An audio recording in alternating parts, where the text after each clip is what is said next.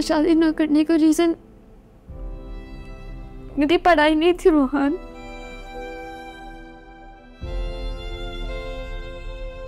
फिर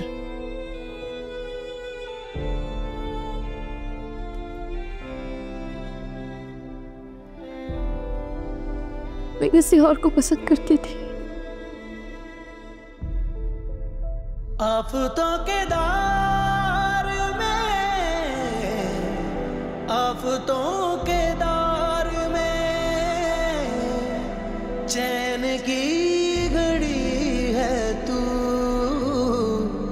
मेरी जिंदगी है तू, मेरी जिंदगी है तू।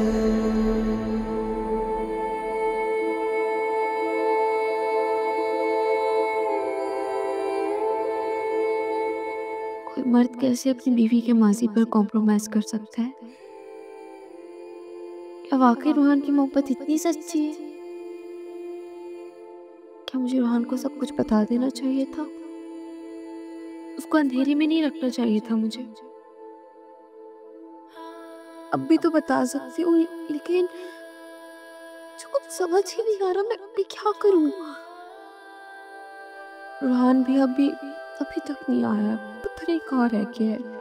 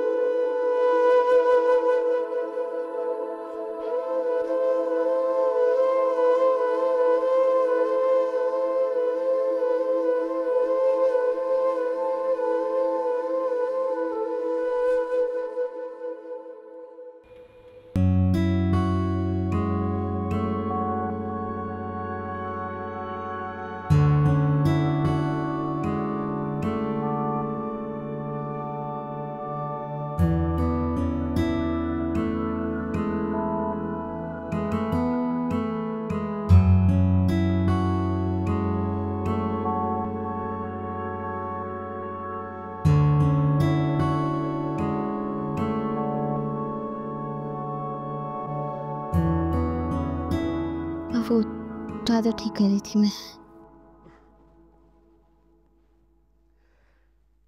Good morning. Good morning. रात देर से घर पे आए हो? हाँ, चाचू से काफी देर तक बात होती रही। क्या बात हुई? नायाब, बहुत सताया तुमने उनको यार। क्या कहा उन्होंने? वो तो तुम्हारी शक्ल भी नहीं देखना चाहते। मैंने बहुत समझाया है नाया उन्हें, मगर वो तुमसे मिलना ही नहीं बल्कि तुम्हें अपने सीने से भी लगाना चाहते हैं। क्या कहा तुमने? जो सुना है तुमने पापा को मना लिया मेरे लिए? हाँ, मुझे यकीन ही नहीं आ रहा रूहान। बस अब कर लो मेरा यकीन। कभी धोखा नहीं दूंगा तुम्हें।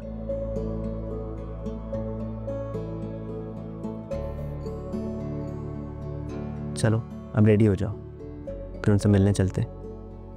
ठीक है। बल्कि नहीं, रुको, पहले मैं जाऊंगा फिर तुम जाना। तब तक तुम मेरे कपड़े रेडी करो। अच्छा, ओके।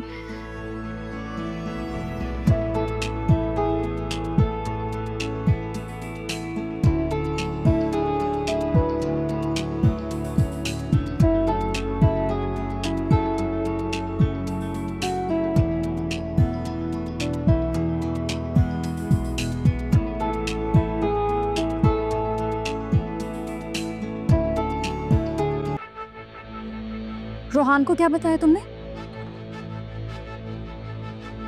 जो सच है। पागल हो गई? दिमाग खराब है तुम्हारा? अपनी मोहब्बत की कहानियां कौन सुनाता है अपने शौहर को? मैं। क्यों? जब आप अपना घर बचाने के लिए कुछ भी कर सकती हैं तो मैं क्यों नहीं? और आपने क्या सोचकर अम्मी बाबा को इस घर से जाने का कहा है? कि आपके सर पे जो तलवार है वो गिर जाएगी?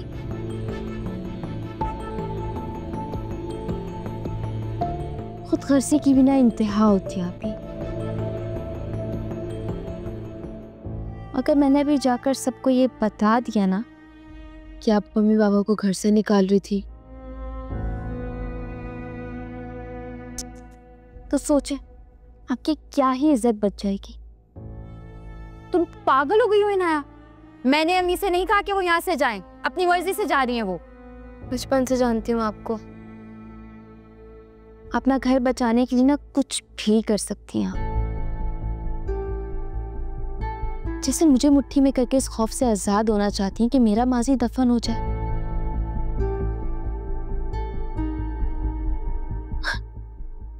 और आपकी सच्चाई असद भाई के सामने ना आए। सच्चाई? कौन सी सच्चाई?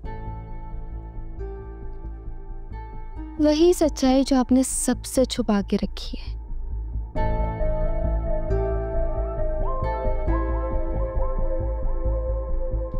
मेरे निकाह की। कोई नहीं, एक ना एक दिन तो सामने आ ही जाएगा।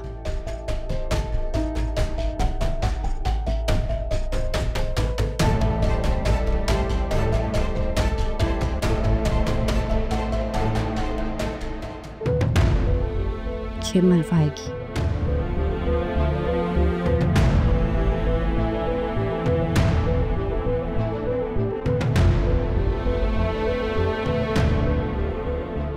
What? क्या हुआ? Everything all right? हाँ?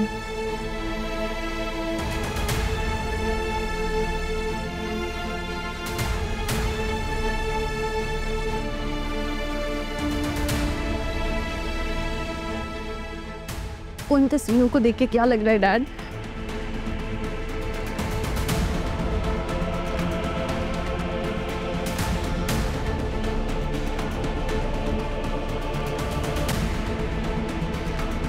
क्या बात है, आप लोग बहुत टेंस लग रहे हो। सब ठीक तो है? ये क्या है? इसका मतलब तो है कि इसका मतलब ये है मॉम, ये जो सच हमें शायान मजाक में बता रहा था एक्चुअली सच था। हम उसे मजाक समझते रहे।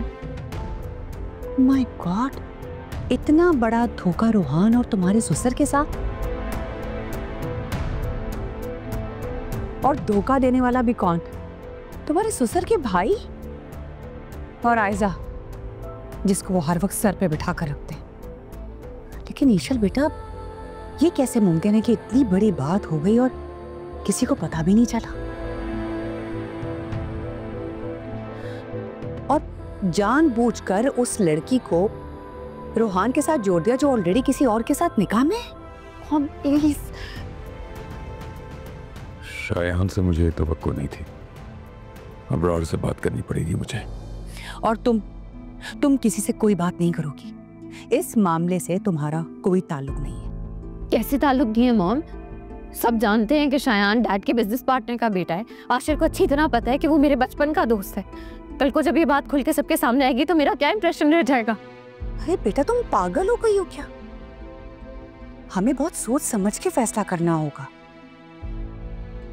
तुम अपने डैड को अबरार भाई से और शायान से पहले बात करने दो। सच को सामने तो आने दो। अरे तस्वीरें देखकर हम किसी भी नतीजे पे नहीं पहुंच सकते हैं। निहायत ये हिमाकत होगी। ये कोई छोटी बात नहीं है ईशा। बेटा, तुम्हें अभी आशिश से बात करने की कोई जरूरत नहीं है। सारी पिक्चर्स तुम अभी डिलीट कर देना। ईशा, हाँ चले? हाँ चले, बिल्कुल चले। खुदा हाफिज डैड। जाओ।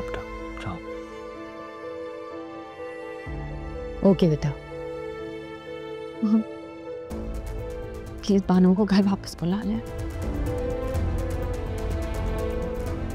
जाओ बेटा, अच्छा, अल्लाह हाफिज। ना हाफिज, ख्याल रखो अपना।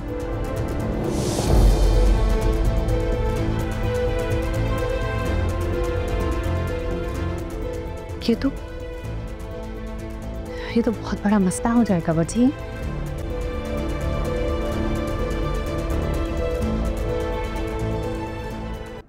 तुम्हें घर में खाने का नहीं कहना चाहिए था रूहान। क्यों?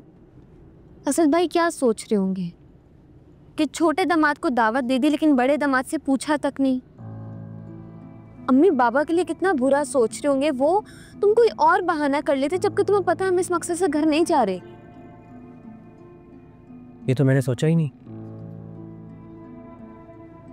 उसका जो बहाना आया बस कह दिया।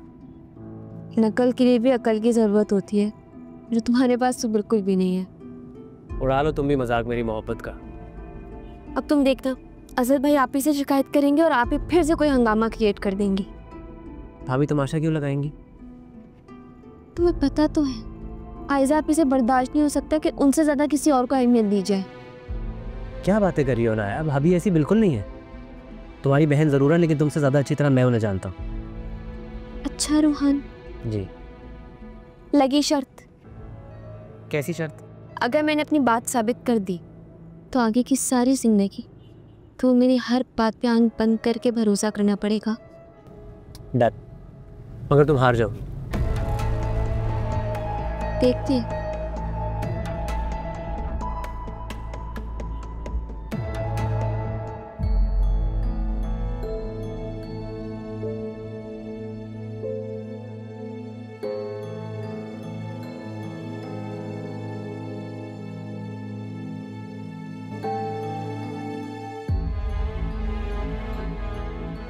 पता नहीं नाया कब वापस आएगी। जब तक उससे बात नहीं कर लेती ऐसी बेचैनी रहेगी। मेरे लिए सच जानना बहुत जरूरी है और वो सिर्फ इनाया ही बता सकती है। मुझे ये पिक्चर्स आशु से छुपानी पड़ेंगी। इन्हें हाइड कर देती हूँ।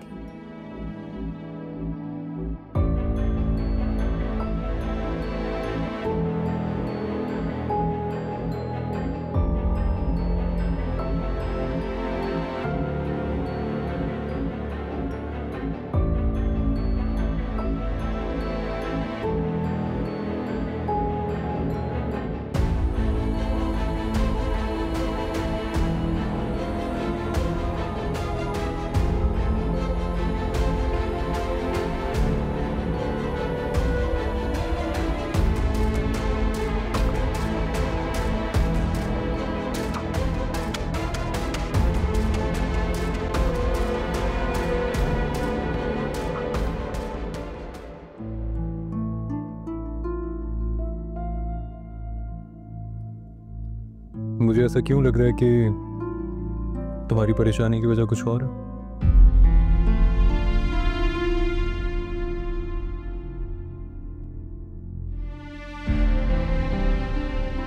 नहीं, तुम्हें ऐसे क्यों लग रहा है?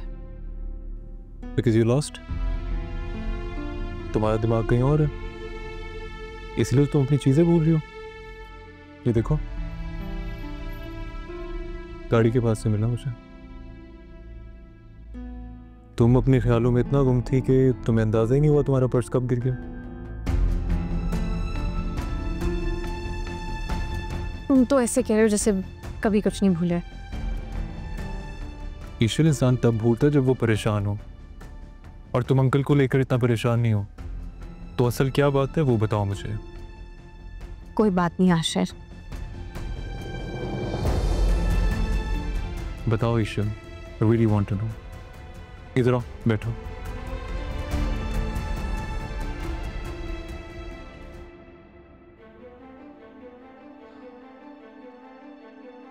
क्या वो कॉल नहीं लग रही है क्या? नहीं। लेकिन उनका फोन तो हमेशा खुला हुआ ही होता है। इसी बात की तो टेंशन है मुझे कि जब वो आउट ऑफ कंट्री हो तब उसकी कॉल नहीं लगती। वजाहत कहीं वो सच में तो नहीं चले गए बाहर? मुझे बिना बताए कहीं नहीं जाता वो। ये भी तो हो सकता है कि जो शायान का सच है वो उनके सामने आ गया और इसीलिए वो बगैर बताए बाहर चले गए हों। ऐसा वो कर ही नहीं सकता है। औलाद के लिए इंसान सब कुछ कर सकता है वजाहत। जैसे ईशल हमारी बेटी है, वैसे शायान भी तो उनका बेटा है। जब हम अपनी औलाद के लिए अच्छा सोच रहे हैं तो फिर वो बुरा कैसे सोच सकते हैं? अबरार मुझे कभी धोखा नहीं दे सकता, चाहे कितनी भी बड़ी बात हो जाए। अगर उसे पता होता तो सबसे पहले वो मेरे पास आता। अल्लाह करे ऐसे ही हो।